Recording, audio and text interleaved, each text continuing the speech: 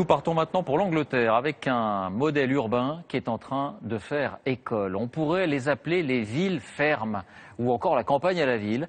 La commune de Todmorden, 16 000 habitants, s'est lancé un pari un peu fou, vivre en autosuffisance alimentaire. Les potagers sont partout, sur les trottoirs, devant le commissariat. Envoyés spéciaux, Loïc Delamornay, Thomas Donzel.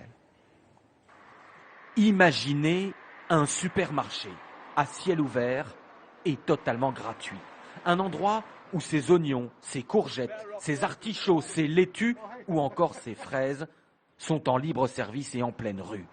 Depuis 6 ans maintenant, c'est le pari que vit la petite ville anglaise de Todmorden, nichée dans les verdoyantes collines du Yorkshire. Ici, on a de la menthe et du fenouil. Il y a même 2 variétés, du fenouil brun et du fenouil vert. Comme bon nombre d'habitants de Todmorden, Melville Coleman est membre de l'association Les Incroyables Comestibles. Un mouvement citoyen local parti d'un principe écologique simple. Face au réchauffement climatique, les gens se disent « qu'est-ce que je peux y faire, moi, avec mes petits moyens ?» Eh bien, cette expérience montre que vous pouvez faire de petites choses. L'important, c'est de s'y mettre. Chaque petit bout d'espace, de terre, on y plante quelque chose que les gens pourront manger et partager.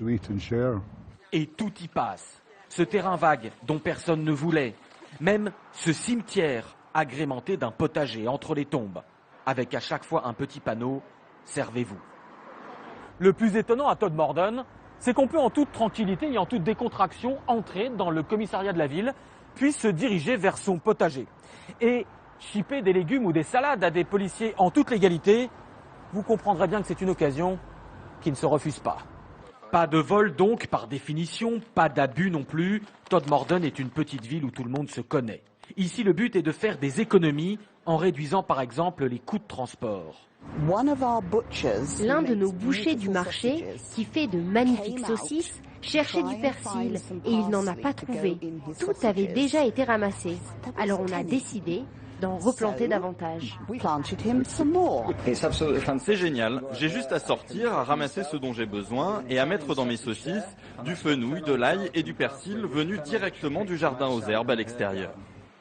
Todmorden n'est pas encore autosuffisante pour tous les légumes, mais compte bien le devenir. Tous les enfants de la ville sont d'ailleurs éduqués en classe à l'agriculture durable. Et la commune est déjà autosuffisante pour la viande, ne privilégiant que des animaux élevés dans un rayon de 30 km. Consécration, depuis le lancement du projet, le prince Charles lui-même, très engagé dans l'écologie, est devenu un grand admirateur de la ville.